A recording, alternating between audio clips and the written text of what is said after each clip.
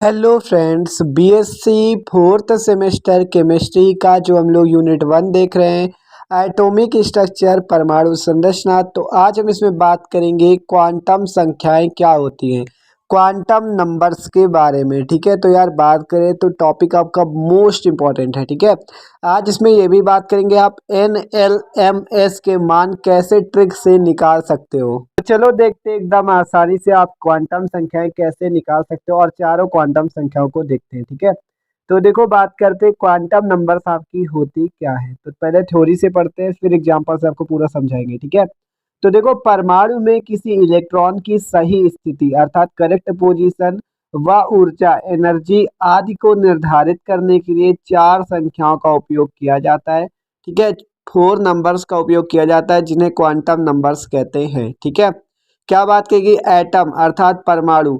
मान लो कोई परमाणु है, उसके इलेक्ट्रॉन मतलब कहाँ है, उसकी सही स्थिति, करेक्ट पोजीशन और उसकी एनर्जी आदि को निर्धारित करने के लिए चार नंबर्स का हम लोग उपयोग करते हैं जिन्हें क्वांटम नंबर्स कहते हैं। ठीक है, चार नंबर्स का उपयोग करते हैं जिन्हें क्वांटम नंबर्स कहा जाता है। ठीक है, तो देखो ये बात है इसकी थ्योरी। आप बात करते हैं इसके टाइप, आपके चार प्रकार की होती है आपकी क्वांटम नंबर्स। ठीक है, चार टाइप की होती है। तो देखो पहली नंबर है आपकी प्रिंसिपल क्वांटम नंबर, मुख्य क्वांटम संख्या। पढ़ो इसे, क्या है ये, देखो कह रहा है यह क्वांटम संख्या इलेक्ट्रॉन के मुख्य कोष तथा नाभिक से उस कक्षा की दूरी को प्रकट करती है। इसे स्मॉल n से प्रदर्शित करते हैं। ठीक है, तो ये इसका मतलब डेफिनेशन की क्या है, इलेक्ट्रॉन के मुख्य कोष तथा नाभिक से उस कक्षा की दूरी जिस पर इलेक्ट्रॉन उपस्थित है। मतलब नाभिक से वो कितनी दूर है, वह कक्षा जिस पर इलेक्ट्रॉन उपस्थित है, ये दूरी का निर्धारण करती है मुख्य क्वांटम संख्या। और ये जो होती है ई प्रोपोर्शनल होती है एन स्क्वायर के। जैसे जैसे n का मान बढ़ता है वैसे ई जो होती है ऊर्जा, उसका मान भी बढ़ता जाता है। ठीक है, तो ये इसकी डेफिनेशन पहले देख लो, फिर अभी पूरा समझाएंगे अच्छे से। ठीक है, आप देखें एजीम्यूथल क्वांटम नंबर, द्विगंशी क्वांटम संख्या। तो इस क्वांटम नंबर से कक्षकों के आकार तथा कोणीय संवेग और आपका कोणीय संवेग का मान ज्ञात किया जाता है और इसे स्मॉल l से प्रदर्शित करते हैं। ठीक है, अगली है आपकी चुंबकीय क्वांटम संख्या, मैग्नेटिक क्वांटम नंबर। ठीक है, इसमें क्या होता है, इस क्वांटम नंबर द्वारा विभिन्न कक्षकों का नाभिक के चारों ओर परिसर में अभिविन्यास निर्धारित किया जाता है और इसे स्मॉल m से प्रदर्शित करते हैं। ठीक है, अब देखो अगली आपकी लास्ट वाली स्पिन क्वांटम नंबर, चक्रण क्वांटम संख्या। तो यह क्वांटम संख्या जो होती है इलेक्ट्रॉनों के चक्रण को प्रदर्शित करती है और इसे स्मॉल s से प्रदर्शित करते हैं। अगर इलेक्ट्रॉन का चक्रण क्लॉकवाइज तो s इक्वल टू +1/2 और एंटी क्लॉकवाइज तो s इक्वल टू -1/2। ठीक है, तो देख सकते हो ये थी क्वांटम नंबर्स की परिभाषा। आप समझते एग्जाम्पल्स इसे। तो देखो पहली आपकी स्मॉल n, इसे क्या कहते हैं, प्रिंसिपल क्वांटम नंबर, मुख्य क्वांटम संख्या। क्या कहते हैं इसे, प्रिंसिपल क्वांटम नंबर, मुख्य क्वांटम संख्या। तो ये आप कैसे निकाल सकते हो, तो n की जो वैल्यू होती है वो होती है 1, 2, 3, 4, 5 और इसी प्रकार से अनंत तक, या कह सकते हो इनफाइनाइट तक। ठीक है, अगर n का मान 1 है तो वो k सेल में होगा अर्थात k कोष में होगा। ध्यान से समझो, अगर n का मान 1 है तो वो k कोष में होगा। ठीक है, मतलब इलेक्ट्रॉन जो है वो k कोष में होगा। अगर n का मान 2 है तो इलेक्ट्रॉन l कोष में, 3 तो m पे और 4 तो n पे, इसी प्रकार 5 तो o पे, 6 तो p पे। ठीक है, ये आपके अगर इलेक्ट्रॉन किस कोष में है ये आप n की वैल्यू से पता कर सकते हो कि इलेक्ट्रॉन कौन से कोष में, मतलब कौन सी कक्षा में उपस्थित है। ये आप कैसे पता लगा सकते हो, ये n की वैल्यू से, n की वैल्यू पर डिपेंड करता है। मान लो अगर n की वैल्यू 1 है तो k कोस पे, अगर 2 है तो l कोस पे, 3 है तो m कोस पे, 4 है तो n कोस पे। ठीक है, ये बात है प्रिंसिपल क्वांटम नंबर की। यह क्वांटम संख्या इलेक्ट्रॉन के मुख्य कोष तथा नाभिक से इसकी दूरी कि ये किस कक्षा पर उपस्थित है वो दर्शाता है। ठीक है, तो ये बात पहली क्वांटम संख्या की। अगली देखो स्मॉल m, जिसे कहते हैं एजीम्यूथल क्वांटम नंबर। ठीक है, एजीम्यूथल क्वांटम नंबर, तो सॉरी स्मॉल l होती है एजीम्यूथल क्वांटम नंबर। ठीक है, इससे क्या कहते हैं, द्विगंशी क्वांटम संख्या स्मॉल m। ठीक है, एजीम्यूथल क्वांटम नंबर, द्विगंशी क्वांटम संख्या। ये क्या होती है, l की जो वैल्यू होती है 0 से n-1 तक होती है, 0 से n-1 तक। ठीक है, मान लो n की वैल्यू अगर 1 है तो l की वैल्यू क्या हो जाएगी, l बराबर हो जाएगा 0 से n-1 अर्थात 1 - 1 तक, अर्थात l की वैल्यू हो जाएगी 0। ठीक है, 0 से 0 वही 0 आ जाएगी। ठीक है, तो एल की वैल्यू 0। अगर मान लो एन की वैल्यू और ज़्यादा हो, देखो अगर 0 है तो एक बात याद रखना, वो एस सबसेल में होगा, एस उपकोष में होगा, एस उपकक्षक में होगा। ठीक है, ये बात आपको याद रखनी है। एन की वैल्यू मान लो 2 है तो एल के बराबर क्या हो जाएगा, 0 से 2-1 तक। ठीक है, n-1 है ना, तो 2-1 तक, तो 0 से कितना हो जाएगा, 1 तक, अर्थात इन एल की वैल्यू क्या आ जाएगी, 0,1। ठीक है, 0,1 आ जाएगी। तो अगर 0 होगा तो एस उपकोष और 1 होगा तो पी उपकोष। ठीक है, देखो ध्यान से समझो, अगर एल बराबर 0, 1, 2, 3 ऐसे है, तो 0 होगा तो एस उपकोष, 1 होगा तो पी उपकोष, 2 होगा तो डी उपकोष और 3 होगा तो एफ सबसेल या एफ उपकोष होगा। ठीक है, तो ये बात है कि किस सबसेल किस उपकोष में वो उपस्थित है, ये एल का मान निर्धारण करेगा। ठीक है, तो ये है आपकी दोनों क्वांटम संख्या, मुख्य और एजीम्यूथल। ठीक है, मुख्य और द्विगंशी। आप देखते हैं अगली। ठीक है, तो ये हो गई। आप देखो स्मॉल एम क्या है यहाँ पे, स्मॉल एम है मैग्नेटिक क्वांटम नंबर, अर्थात चुंबकीय क्वांटम संख्या। तो ये क्या होती है, एम इक्वल टू होता है -L से +L तक। ठीक है, एम की वैल्यू होती है -L से +L तक। ठीक है, तो ये जो होती वैल्यू, इसका देखो अगर एल का मान लो 2 है तो एम की वैल्यू हो जाएगी -2 से +2 तक। ठीक है, तो क्या लिख सकते हो, -2 से देखो -2 कामा -1 कामा 0 +1 +2, ये होगा इसका मतलब। ठीक है, तो m की वैल्यू कहाँ तक हो गई, -2 से +2 तक।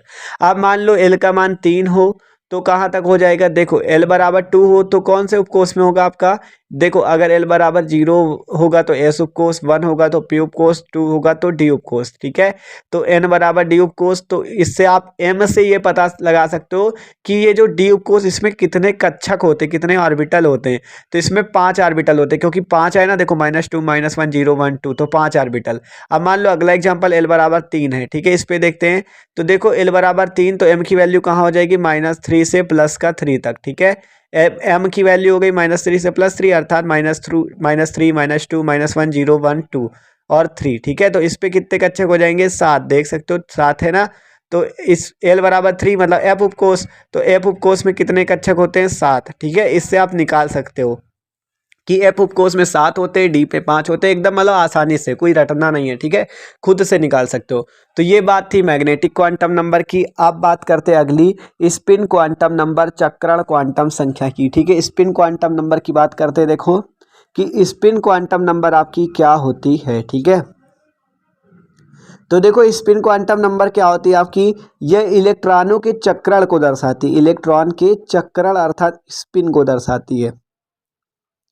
चक्रण मतलब समझ रहे हो कि वो मतलब किस दिशा में है इलेक्ट्रॉन। ठीक है, किस दिशा में उसका चक्रण है। ठीक है, मान लो इस दिशा में है तो इसका जो वैल्यू होगी, इसे कहते हैं क्लॉकवाइज, इलेक्ट्रॉन क्लॉकवाइज है। ठीक है, अगर मान लो विपरीत दिशा में ऐसे हो तो एंटी क्लॉकवाइज कहते हैं इसको। ठीक है, देखो इलेक्ट्रॉन दो टाइप से ऐसे होता है। ठीक है, दो टाइप से भरे जाते हैं, क्लॉकवाइज और एंटी क्लॉकवाइज। ठीक है, तो ये जो एंटी क्लॉकवाइज है, एंटी क्लॉकवाइज के लिए अलग वैल्यू एस की होती है और क्लॉकवाइज के लिए अलग। अगर एस का मान क्लॉकवाइज है तो इलेक्ट्रॉन तो +1/2 और एंटी क्लॉकवाइज इलेक्ट्रॉन है तो -1/2। ठीक है, ये होती है स्पिन क्वांटम नंबर की वैल्यू। तो देख सकते हो आसानी से आप सारी क्वांटम संख्याओं के मान निकाल सकते हो।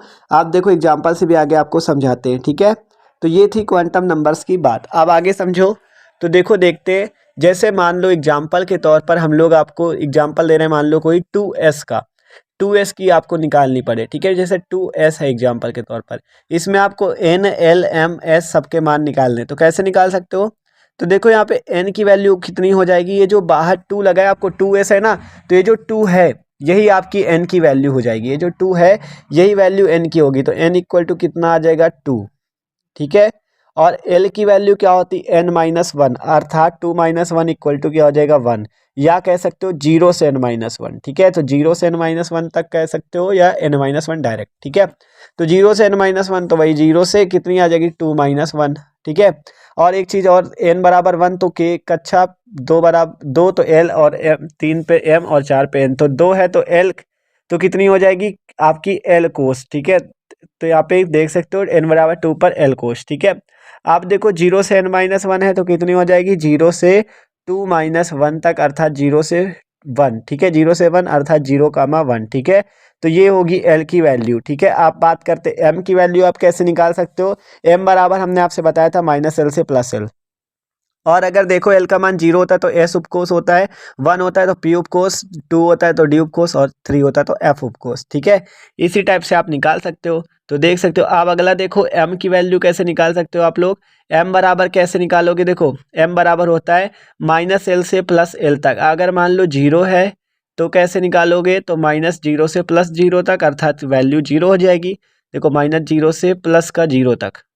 ठीक है, तो वैल्यू कितनी हो जाएगी 0। और अगर 1 है तो कितना हो जाएगा -1 से +1 तक। ठीक है, -1 से +1 तक, तो वैल्यू कितनी हो जाएगी आपकी -1, -0, -1। ठीक है, -1, -0, -1। तो ये बात है। ठीक है, तो ये बात होती है इसकी क्वांटम नंबर आप कैसे निकाल सकते हो। और स्पिन क्वांटम नंबर वो इलेक्ट्रॉन के चक्रण पर होती है। ठीक है, कि इलेक्ट्रॉन का चक्रण जिस दिशा में होगा वैसे ही आपकी स्पिन क्वांटम नंबर होगी। मान लो अगर एंटी क्लॉक वाइज तो -1/2 और क्लॉक वाइज तो +1/2। ठीक है, तो ये बात आपको याद रखनी है। तो चलो देखते हैं। जैसे मान लो, देखो जैसे अगर मान लो एग्जाम्पल के तौर पे यहाँ 2s है। ठीक है, देखो जैसे इलेक्ट्रॉन होते हैं ऐसे हैं आपके, तो अगर क्लॉक वाइज है तो उसके लिए क्या हो जाएगा +1/2। ठीक है, इसके लिए +1/2 हो जाएगा, एंटी क्लॉक के लिए -1/2। ठीक है, तो यहाँ पे ये होता है।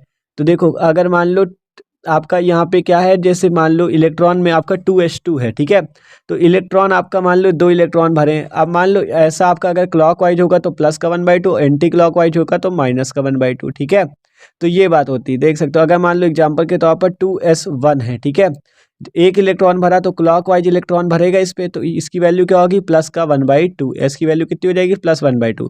और ये इलेक्ट्रॉन एंटी क्लॉक वाइज भर जाए तो -1/2 हो जाता है। ठीक है, तो आसानी से आप n l m s की वैल्यू निकाल सकते हो। ठीक है, तो देख सकते हो। तो देखो अगर n की वैल्यू आपको 2 दी है तो आप l m s की वैल्यू कैसे निकाल सकते हो। तो देखो l की जो वैल्यू होती है वो कैसे निकाली जाती है, n-1 होता है l इक्वल टू। ठीक है, तो l इक्वल टू क्या लिखोगे n-1। ठीक है, और n बराबर 2 है तो वो किस सब सेल में होगा, सेल में होगा l सेल, अर्थात l कोष पे होगा। ठीक है, तो ये बात है, l कोष पे वो होगा स्थित। ठीक है, आप देखो जैसे हम लोग मान लो यहाँ पे एल एल इक्वल टू क्या रख दे n-1, तो 2-1 आ जाएगा अर्थात 1। तो ये किस उपकोष पे होगा, देखो जब एल की वही 0 से n-1 रखो या डायरेक्ट n-1। ठीक है, तो जब एल इक्वल टू 1 आएगा तो किस उपकोष में होगा, पी उपकोष में। ठीक है, पी सब सेल में आपका ये उपस्थित होगा। ठीक है, पी सब सेल पे उपस्थित हो जाएगा। ठीक है, तो ये बात है आपकी। तो देख सकते हो इसी टाइप से अगर मान लो m की वैल्यू निकाले तो -l से +l तक। ठीक है, -l से +l तक आ जाएगी, तो -1 से +1 तक हो जाएगा। कितना हो जाएगा, -1 से +1 तक। ठीक है, तो वैल्यू में जब -1 से +1 तक होगी तो -1, -0, -1। ठीक है, और 3 कक्षक हो जाएंगे तो पी पे 3 ही कक्षक तो होते, देख सकते हो 3 कक्षक आपके हो जाएंगे। ठीक है, एस की वैल्यू निकालनी हो तो कैसे निकाल सकते हो, देखो इस पे इलेक्ट्रॉन जैसे भरे होंगे, जैसे अगर मान लो क्लॉक वाइज है तो +1/2, एंटी क्लॉक वाइज है तो आपका -1/2। ठीक है, एंटी क्लॉक है तो -1/2 और क्लॉक है तो +1/2। ठीक है, तो देख सकते हो इस टाइप से आप भर सकते हो। तो एकदम आसान इसको करना। तो वीडियो अच्छा लगा तो लाइक जरूर कर दीजिएगा।